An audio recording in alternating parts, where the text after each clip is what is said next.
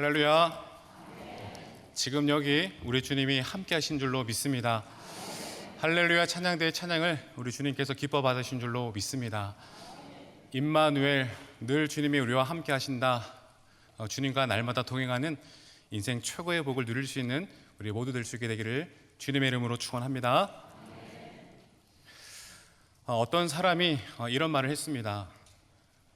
성경 속에서 말하는 거룩이란 세상 속에서 이루어져야 한다. 다른 사람과 어떤 관계를 맺느냐가 하나님이 보시는 거룩이다라고 말했습니다. 여기에서 다른 사람이라고 하는 것은 크리스찬과 그렇지 않는 사람 모두를 의미하는데, 먼저는 우리가 이 땅을 살아가면서 맺는 모든 사람들과의 관계를 얘기하는 것이고요, 믿음의 사람들뿐만이 아니라 믿지 않는 사람들과의 관계도 중요하다라고 하는 것이 여기에 의미가 담겨져 있습니다. 왜냐하면 우리의 진짜 거룩함은 세상에서 더 드러나게 되는 것이고, 우리의 이 구별됨이라고 하는 것도 교회라고 하는 울타리보다는 세상에서 보다 더 뚜렷하게 보여지기 때문입니다. 여러분, 질문 한 가지 해보겠습니다. 여러분 주변에는, 또 여러분 주변의 동료 친구들 가운데는 기독교인들이 더 많이 계십니까? 아니면 세상의 친구분들이 더 많이 있습니까? 네, 좋습니다. 너무 감사합니다. 네. 이제 어느 한 복음주의 학자가 또 말하기를, 만약에 우리 주변에 기독교인 친구들이 더 많이 있다라고 한다면 어떻게 보면 우리는 복음을 전할 기회가 많지 않을 수도 있다라고 하는 것이고, 그리고 우리는 계속해서 그리스도인들하고만 관계를 계속 해 나감으로 인해서 우리의 신앙이 한쪽으로 편협해질 수 있는 그런 위험성이 있다, 그렇게 또 얘기하는 학자들이 있었습니다. 그래서 여러분, 저는 여러 운동 동호회에 가입을 해서 운동을 하고 있는데요, 왜냐하면 제가 개인적으로 운동을 정말 좋아하기도 하지만 어느 날 문득 생각을 해보니까요, 목사인 제가 하루 종일 만나서 교제하고 이야기를 나누고 있는 대상이 모두가 다 교회 성도님이더라라는 것이었습니다. 그래서 제가 의지적으로라도 교회 밖으로 나가지 않으면 세상 사람을 만날 기회가 없겠구나라고 하는 그런 싶은 마음이 들어서 어떻게 보면 교회를 다니지 않는 그런 이웃들을 좀 더 많이 만나고자 하는 그런 마음으로 동호회에 가입을 많이 했습니다. 여러분, 거기는요, 목사, 전도사 이런 것 없습니다. 그냥 나이가 많으면 형님이고 누님이고, 나이가 적으면 아우고 동생이 되는 것입니다. 한 번은 어느 한 어르신과 함께 한 팀이 되어가지고 운동을 같이 열심히 했습니다. 그래서 제가 저와 한 팀이 된 형님에게, 형님 화이팅! 막 외치면서 잘하고 계십니다, 좀 더 힘내세요, 막 이렇게 하면서 재미나게 한 게임을 마치고 이제 벤치에 앉아서 같이 음료수를 나눠 먹는데, 문득 그런 생각이 들더라고요.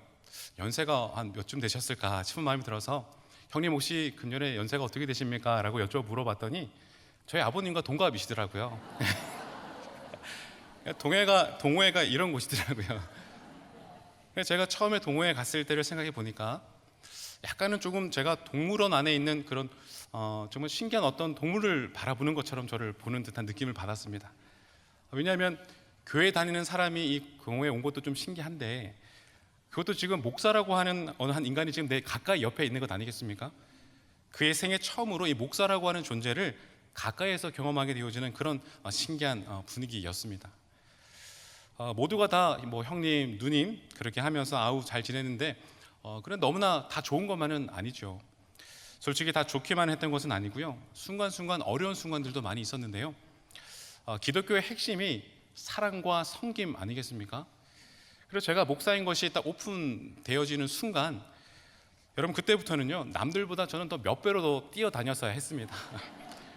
공도 더 많이 주우러 다녔어야 했었고, 그리고 간식도 막 챙겨서 가야 됐었고, 그리고 다 끝나고는 주변 정리까지, 청소까지 하는 숨이 차고 땀이 나는 과정들이 있었다라는 것이죠. 그런데 이것보다도 더 힘들고 불편했던 것은요, 다들 막 재미나게 이야기를 하고 있는데, 한참을 하고 있는데, 제가 그 가운데로 가서 딱 앉게 되어지면 꼭 대화 주제가 교회 그 부정적인 이야기로 바뀌더라라는 것이었습니다. 야, 요즘 교회는 어떻고, 목회자들은 어떻고, 야, 요즘 뭐 성도들은 왜 그러냐라고 이제 물어보시는데, 그런 이야기를 들을 때마다 사실 마음이 참 편하지가 않더라고요. 그런데 그럼에도 불구하고 늘 다짐했던 것 한 가지가 있습니다. 비록 나는 부족하고 연약하지만 그러나 저의 작고 미약한 그 어떠한 섬김과 그런 작은 몸부림의 삶을 통해서 예수님을 믿지 않았고 교회를 부정하고 있었던 저들에게 그래도 교회 다니는 사람이 다 나쁘지만은 않구나 라고 하는 그런 선한 이미지 한컷 심겨드리고 싶었습니다. 저들의 기억 속에 평생 나쁜 이미지의 기독교인들만 남도록 하는 것이 아니라 그래도 아직 괜찮은 성도가 있기는 하구나 라고 하는 그 한 장면을 선물해 드리고 싶은 그런 마음으로요, 집에서는 잘 하지 않는 사랑과 성김의 일들을 그 동호회에서 얼마나 열심히 했는지 잘 모른다라는 것이죠. 오늘 말씀을 준비하면서 하나님께서 이런 글귀를 저에게 보이게 하셨습니다. 세상 사람들은 교회를 잘 아는데 예수를 모른다라는 글귀였습니다. 세상 사람들이 교회에 대해서는 그래도 많이 보고 들은 이야기들이 많이 있지만 그러나 정작 예수님에 대해서는 들어본 적이 없다라고 하는 글귀입니다. 여러분, 무슨 의미이겠습니까? 우리 교회는 어디에 위치해져 있고 우리 교회는 몇 평이고 우리는 얼마 만에 교세고 몇 명이 모인다라고 하는 그런 이야기들은 많이 하고 있지만 그러나 예수님에 대해서 이야기해 주는 사람이 없다라고 하는 것 아니겠습니까?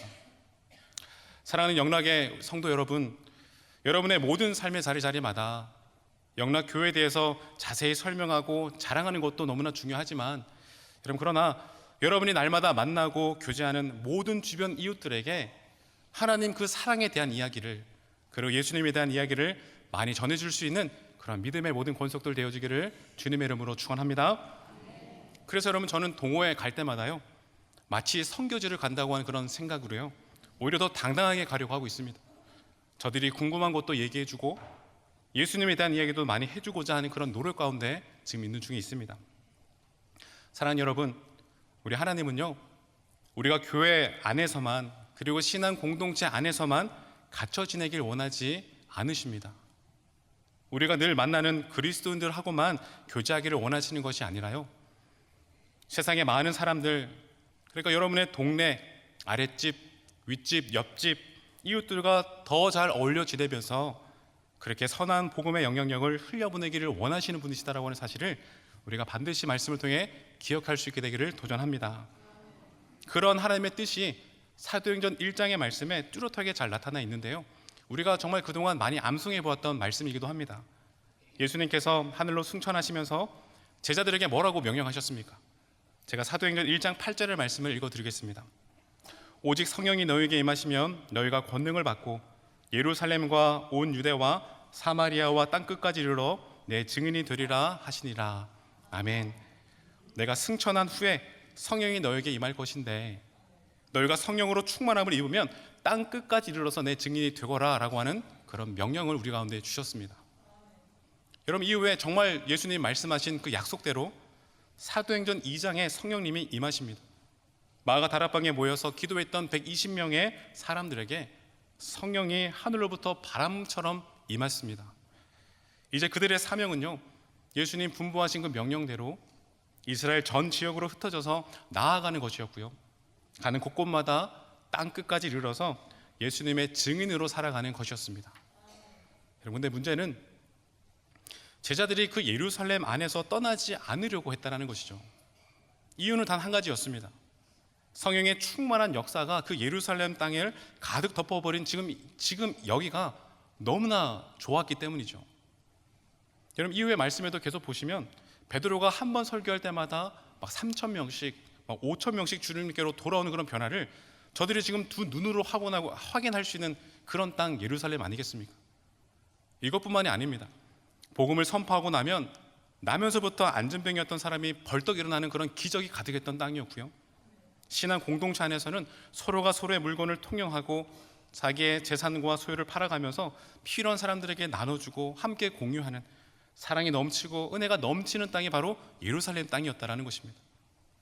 사도들마다 여기저기에서요, 예수님의 이름으로 역사를 일으키고 기적을 일으켰습니다. 그래서 가는 곳곳마다 놀라운 신앙의 간증들로 가득 차고 넘쳤던 땅이 예루살렘이었다라는 것입니다. 여러분, 그러니 다른 곳으로 가고 싶지가 않은 것입니다. 여기 이렇게 그냥 평생 살았으면 좋겠다, 그냥 평생 여기 있었으면 좋겠다 싶은 그런 마음이 저절로 생겨나게 된 것이죠. 여러분, 그러자 하나님께서 어떻게 역사하십니까? 지금 이곳이 너무나 좋아서 땅 끝까지 가라라고 했던 그 사명을 망각해버린 그 예루살렘 땅에 하나님은 큰 박해를 가하십니다. 우리 사도행전 8장 1절의 말씀 우리 같이 한번 읽어보았으면 좋겠습니다. 같이 한번 읽어보겠습니다. 죽음 당함을 마땅히 여기더라. 사울이라고 하는 사람을 보내셔서 그 땅에 큰 박해를, 그래서 모든 사도 외의 모든 사람들이 다 유대와 사마리아 땅으로 흩어지는 그러한 박해를 가하게 하신 것을 볼 수 있게 되어지죠. 하나님께서 저들을 유대와 사마리아로 모두 흩어버리십니다. 다른 이유가 아닙니다. 자의적으로 되어지지 않으니까 타의적으로 가게 하셨다라는 것입니다. 여기에만 모여있지 말라 말씀하시는 것이죠. 너희가 있어야 할 곳은 이미 성령이 임한 이 예루살렘 땅이 아니라 유대이고 사마리아이고 땅 끝까지라 라고 말씀하신 것입니다. 사랑하는 여러분, 우리도 그렇습니다. 우리도 은혜 받는 자리, 사랑이 넘치는 자리, 내가 위로받고 치유받고 회복되는 자리에 안주하기를 원할 때가 참 많이 있습니다. 여러분, 물론 중요하죠. 당연히 우리 모두의 삶의 자리마다 그 변화산의 경험이 우리 가운데 있어야 하는 것이고요. 먼저 이와 같은 은혜를 우리는 충만하게 경험해야 할 것입니다. 그러나 더 중요한 것은 거기에만 머물러 있어서는 안 된다라는 것이죠. 예전에 고등부를 섬길 때 종종 그런 친구들이 있었습니다. 고등부에서 졸업한 친구들이 여기 고등부가 너무 좋았어서 고등부에서 정을 못 대고요, 청년부로 안 올라가는 친구들이 몇 명 있었습니다. 그냥 새로운 환경에 적응하기는 너무나 어렵고 그냥 고등부가 너무나 편하고 좋다 보니까 주류 되면 마치 그냥 여기가 좋사오니라고 하면서 뒤에서 그냥 죽치고 앉아있는 친구들이 몇 명 있었습니다. 물론 고등부 예배 안 나오고 엉뚱한 곳에 가는 것보다는 훨씬 더 좋다고 생각을 합니다만은, 그러나 아무리 여기가 좋다라고 할지라도 우리 모두는요, 나아가야 하는 것이고 올라가야 하는 것 아니겠습니까? 올라가서 그래서 새로운 사람들과 어울려야 하는 것이고요, 올라가서 그 나이와 상황과 단계에 맞는 그 신앙생활을 해야 하는 것입니다. 거기에만 머물러 있으려고 해서는 안 된다라는 것이죠. 오늘 변화사 사건을 우리가 생각해 볼 때 바로 이것이 하나님께서 우리에게 정확하게 보이신 메시지가 아닌가 생각을 해보게 되어지는 것이죠. 여러분, 우리 한번 33절의 말씀도 같이 한번 읽어보았으면 좋겠는데요. 우리 33절의 말씀 같이 읽어보겠습니다. 시작. 두 사람이 떠날 때 베드로가 예수께 여짜오되 주여, 우리가 여기 있는 것이 좋사오니 우리가 초막 셋을 짓되 하나는 주를 위하여, 하나는 모세를 위하여, 하나는 엘리야를 위하여 하사이다 하되 자기가 하는 말을 자기도 알지 못하더라. 아멘. 예수님께서 변화산에서 그 영광스러운 모습을 보이자 여러분, 베드로가 여기 있는 것이 좋습니다, 좋사오니 라고 그렇게 고백을 하면서 그 자리에 계속 머물기를 간청합니다. 왜냐하면 여러분, 그곳은 하나님의, 예수님의 그 영광이 충만한 곳이었고요, 하나님의 임재가 가득한 장소였기 때문이죠. 지금 막 구름 속에서 하나님의 막 음성도 들리는 그런 곳 아니겠습니까? 마치 이 장면은 모세가 시내산에서 하나님의 음성을 들었을 때를 연상케 하는데요, 성경 속의 그 구름은 하나님의 임재를 의미하고 있습니다. 성막 시대, 우리 하나님께서 임재하실 때면 항상 그 성막 위에가 구름이 가득했던 장면을 우리가 말씀을 통해 보게 되지 않습니까? 그래서 그 가운데 대제사장이 지성소로 딱 나아갈 때 바로 그때 하나님의 음성을 듣게 되어지는 것이었습니다. 여러분, 오늘 말씀에도요, 변화산에 구름이 가득했다라고 하는 것은 하나님께서, 성령님께서 임재하신 것을 의미하는 것 아니겠습니까? 그래서 베드로는 그것을 떠나고 싶지 않아 했던 것이죠. 이 마음이 참 당연히 이해가 되어집니다. 여러분, 우리도 마찬가지 아니겠습니까? 우리 역시도 은혜가 가득한 자리를 사모하고 하나님의 그 말씀을 듣는 그 자리를 사모합니다. 그래서 때로는 하나님의 음성을 듣는 그 자리를 통해서 위로를 받기도 하고 새 힘을 얻기도 하고 마음의 평안을 얻기도 합니다. 그러할 때면 우리도 여러분 그 자리가 너무너무 좋은 것입니다. 그래서 그곳에서 정말 평생 주님이 주시는 그 은혜만을 누리며 살기를 사모하는 그런 마음들이 생겨나게 되지 않습니까? 기도원에 있을 때를 보면 그 은혜의 맛을 이제 알다 보니까 계속해서 기도원만 이렇게 찾아다니시는 그런 성도님들을 만나게 될 때가 참 많이 있습니다. 오늘은 수유리, 내일은 천마산, 이렇게 늘 기도원을 옮겨 다니면서 오시는 성도님들을 많이 만나게 되어지거든요. 왜냐하면 여기가 좋사오니 그런 마음 아니겠습니까? 그런데 여러분, 이것이 비단 기도원을 찾는 성도들만의 이야기이겠습니까? 성도님들 가운데 보면 말씀의 은혜가 풍성하신 그 목회자의 설교를 듣기 위해서 정말 이곳저곳, 요즘은 또 SNS에 얼마나 많은 말씀의 메시지들이 흘러나오고 있습니까? 그냥 여러 목사님들을 찾아다니면서 SNS를 통해 말씀을 이렇게 듣기만 하는 성도님들이 많이 보여지고 있습니다. 왜냐하면 말씀을 듣는 그 은혜가 너무 좋으니까요. 당연한 마음이죠. 이해가 되어집니다. 여러분, 6월이 되었습니다. 이것은 곧 이제 교육부에서 앞으로 있을 수련회 준비로 이제 한참 정말 바쁜 본격적인 시즌이 되었다라고 하는 것을 의미하기도 하고요. 그리고 우리 목양부에서도 이번 특별 금요 산상 기도회로 또 열심히 또 기도하면서 준비하고 있는 가운데 있을 것입니다. 사랑하는 여러분, 먼저 여러분에게 도전하는 것은요, 사모하는 자에게 하나님은 반드시 넘친 은혜를 주신다라고 말씀하셨으니 우리에게 허락하실 또 베풀으실 그 모든 은혜 자리들을 기도함으로 잘 준비해서 허락하신 모든 은혜를 받을 수 있는 이번 여름이 되어지기를 소망합니다. 여러분, 그런데 오늘부터 그날을 기대하고 기도하면서 기다릴 때 올 여름 모든 성도들이 풍성한 은혜를 받고 누리게 되는 귀한 시간과 자리가 될 줄로 믿습니다. 그러나 함께 기억하며 도전해야 되는 것은 풍성한 은혜를 가득 부으실 때 여기가 좋사오니라고, 그냥 여기가 좋사오니라고 그런 마음으로 그 자리에 안주하려고 하는 자들이 아니라 그 은혜와 힘을 힘입어서 진짜 우리가 살아내야만 하는 세상 속으로 나아갈 수 있는 우리 모두의 그 도전도 잊지 않는 우리 모두가 되어지기를 소망합니다. 벌써 오래전 일입니다. 제가 또 고등부를 섬길 때 은혜 가운데 수련회를 잘 마치고 교회를 딱 복귀할 때마다 항상 수련회 후유증을 겪는 친구들을 만나게 되어집니다. 기억에 남는 한 친구가 있는데요. 그 친구는 정말 현실로 돌아가고 싶지 않아 했습니다. 그냥 매일같이 수련회였으면 좋겠다, 그렇게 노래를 부르는 친구였습니다. 그래서 수련회를 다 마치고 교회를 딱 복귀했더니 짐을 딱 풀었을 때 그 친구가 했던 첫 번째 질문이 무엇이었냐면 내년 여름 수련회는 언제 가냐라고 그거였거든요. 당연하죠. 왜냐하면 수련회 기간 동안에는 그냥 은혜가 넘치고 사랑이 넘치고 서로가 서로를 인정해 주면서 포용해 주면서 말씀도 듣고 경청하면서 또 시간마다 은혜 받고 치유와 회복을 막 집중적으로 경험하게 되어지는 그런 시간이니까 매일같이 수련회였으면 좋겠다, 그렇게 여기는 마음이 이해가 되어집니다.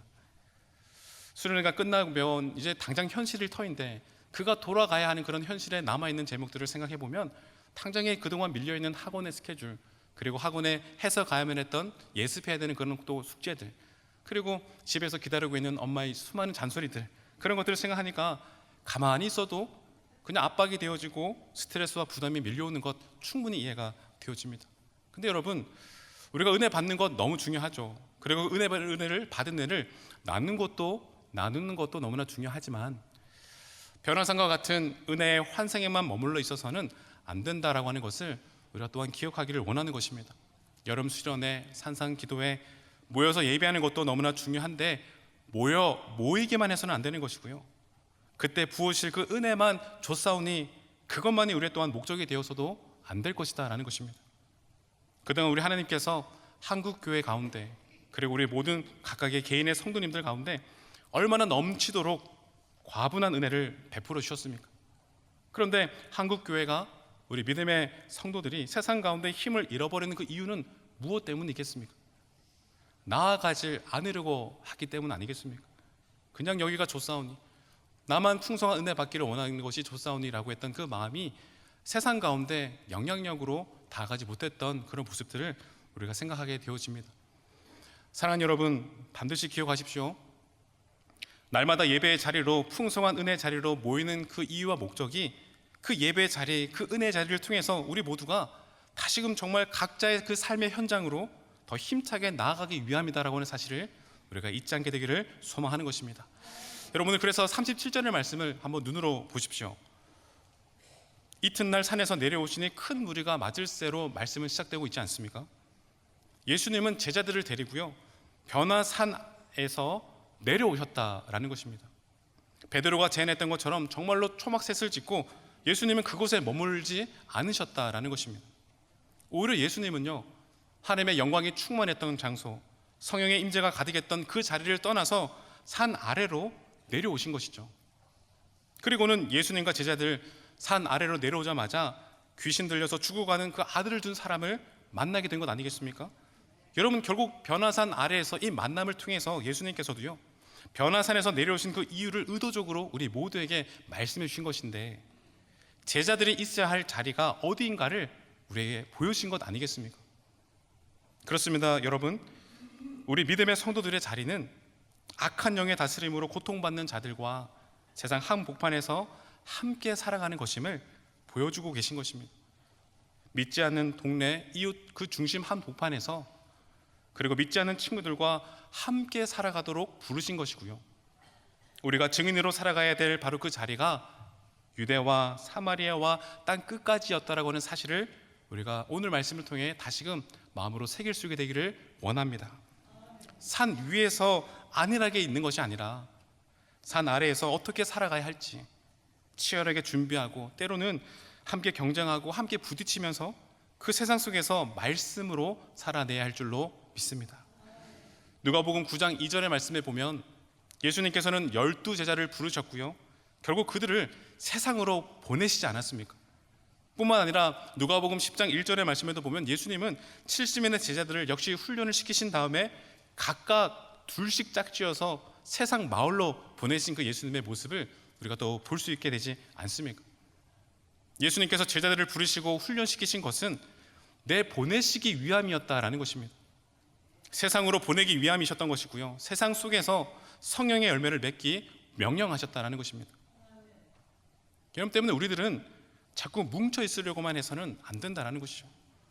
교회가 그저 먹기 위한 그런 공동체가 되어서도 안 되는 것이고요, 놀러 가기 위한 그런 목적으로 모여서도 안 될 것이다라는 것입니다. 물론 상황에 따라서 성도의 교제가 어느 정도 필요합니다. 그러나 주님의 몸된 이 교회가 복음과 사명이 빠진 그냥 교제만이 남아 있다고 한다면, 여러분, 그때부터는 사교 집단으로 되어질 뿐이고요, 세상 이 사회에 사는 서클 활동과 별 다를 바가 없는 그런 공동체 아니겠습니까? 그 아무리 예수님의 이름으로 모인다라고 할지라도 예수님의 사명을 감당하지 않는다라고 한다면, 여러분, 그것은 건강한 공동체가 될 수 없는 것이고요, 예수님의 사명을 계속 감당하지 않으면 교회의 존재 이유가 사라지게 될 것입니다. 그때부터는 그냥 자기의 자신의 신앙 하나 유지하게 모이는 그런 공동체, 신앙적 의무감이나 만족감을 위해서 모이는 그냥 종교 활동의 모임만 되어질 뿐, 건강한 공동체는 분명 아니지 않겠습니까? 사랑하는 여러분, 우리의 신앙은 교회를 중심으로 해서 반드시 세상 중심 한 복판으로 나아가야 될 줄로 믿습니다. 이것을 위해서 우리는 부단히 훈련을 받아야 하는 것이고요, 이때 모든 훈련과 목적은 세상에서 그리스도인으로 삶을 살아내기 위함이 있어야 될 줄로 믿습니다. 여러분, 보십시오. 예수님께서 제자들을 마을로 전도여행 보내실 때 돈이나 빵이나 전대와 같은 것들은 단 하나도 가져가지 못하게 말씀하셨습니다. 그런데 그 대신에 모든 귀신을 제어하고 병 고치는 능력과 권위를 주셨음을 우리는 먼저 눈여겨볼 필요가 있다는 것입니다. 우리 사도행전 3장 6절 말씀 한번 같이 읽어볼까요? 사도행전 3장 6절의 말씀 같이 읽어보겠습니다. 시작. 은과 금은 내게 없거니와 내게 있는 이것을 내게 주노니 나사렛 예수 그리스도 이름으로 일어나 걸으라 하고. 아멘. 여러분, 베드로와 요한이 성전 미문에 앉아있는 안전뱅이를 위해서 뭐라고 말하고 있습니까? 빵보다 옷보다 전대보다 예수님의 이름이 필요함을 말씀하고 있는 것 아니겠습니까? 그 예수님의 이름이 우리 인생 가운데 가장 중요함을 깨닫게 해주시는 말씀이라고 할 수 있습니다. 그곳이 예루살렘이든 유대이든 땅끝이든 사마리아이든, 사랑하는 여러분, 우리가 서 있어야 할 자리는 바로 예수님이 필요한 사람들이 있는 곳인 줄로 믿으시기 바랍니다.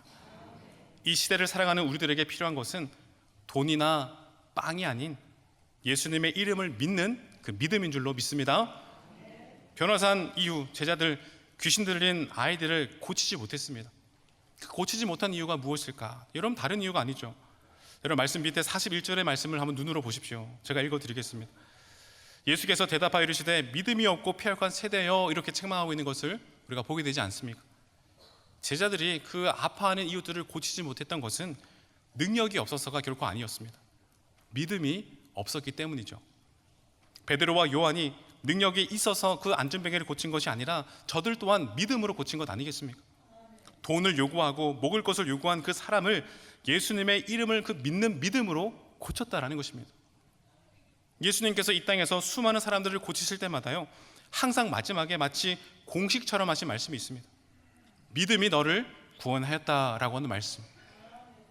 은혜의 변화산에서 내려와 각자가 진짜로 살아내야 하는 그런 삶의 자리로 우리가 나아가기 전에 우리 안에 있는 그 믿음을 우리가 점검해 볼 필요가 있습니다. 내가 이런 일을 할 수 있을까? 나 같은 사람이 그게 가능할까? 여러분 혹시 그와 같은 생각들로 가득 차 있습니까? 여러분 능력이 없는 것이 아니라 우리에게 믿음이 부족한 것입니다. 사랑하는 여러분, 예수님께서는 이미 우리 안에 모든 귀신을 제어하며 병을 고치는 능력과 권위를 주신 줄로 믿습니다. 이미 우리에게 감당할 수 있는 그런 능력과 변화시킬 수 있는 그런 능력을 주셨다라는 것입니다. 다만 믿음이 없어서 우리가 그것을 활용하지 못하고 있다라는 것이죠.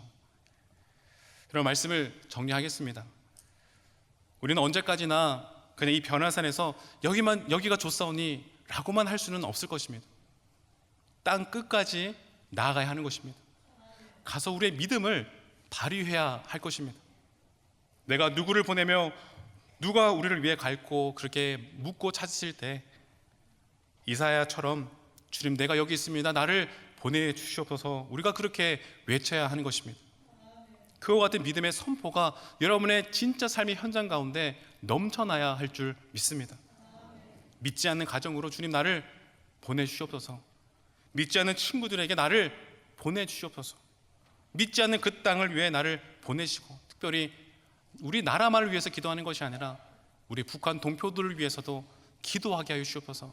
사랑하는 여러분, 우리 대한민국의 우리 국민들을, 우리 믿음의 성도들이 북한 동포들을 위해서 기도하지 않으면 이 세상 어느 누구도 우리 북한 동포들을 위해 기도하는 사람이 없다라고 하는 여러분 그 말씀을 늘 기억하시면서 날마다 북한 동포들을 위해서도 기도할 수 있는 우리 모두가 되어들 줄로 믿습니다. 바로 이것이 우리로 하여금 먼저 변화산의 그 영광을 보게 하신 그 주님의 이유요 목적이라 할 수 있는 것입니다. 사랑하는 여러분, 변화산에서 하나님의 영광과 하나님의 임재, 그 성령의 충만함을 경험하셨다라고 한다면 이제는 그 믿음을 가지고 여러분 각자의 그 산 아래로 내려갈 수 있게 되기를 도전합니다. 그 믿음을 가지고요, 우리가 마땅히 서 있어야 할 그곳으로 담대히 나아갈 수 있게 되기를 축복합니다. 우리가 마땅히 만나야 할 그 사람이 있는 바로 그곳으로, 우리가 마땅히 찾아가야 할 그곳으로 예수님의 그 이름을 믿는 믿음을 가지고 나아갈 수 있는 우리 모두가 되기를 원합니다. 우리가 사랑하고 품어야 할 대상은 변화산에 있는 것이 아니라요, 산 아래에 있는 줄로 믿습니다. 우리가 또한 있어야 할 자리 또한 바로 우리의 가정과 직장과 그리고 이 사회와 동네, 이 세상 한 복판인 줄로 믿습니다. 사랑하는 여러분, 반드시 이 세상은요, 그와 같은 예수의 이름을 품고 나아가는 여러분 한 사람 한 사람을 통해서 이 땅 구석구석이 변화되어 줄 줄로 믿습니다. 기도하겠습니다. 사랑이 풍성한 하나님 아버지, 오늘도 우리를 은혜의 변화산으로 초대해 주셔서 감사합니다. 받은 은혜와 말씀을 기억하며 산 아래로 우리가 진짜로 살아내야만 하는 세상으로 내려가게 하여 주시옵소서. 우리가 주님 진짜 살아내야 하는 그 세상으로 내려가려고 할 때 성령 하나님 충만하게 역사해 주셔서 우리로 이 땅 중심에서 예수님 믿는 그 증인으로 넉넉하게 살아갈 수 있는 우리 모두가 되게 하여 주시옵소서. 우리를 부르시고 보내주시는 예수 그리스도 이름으로 기도합니다. 아멘.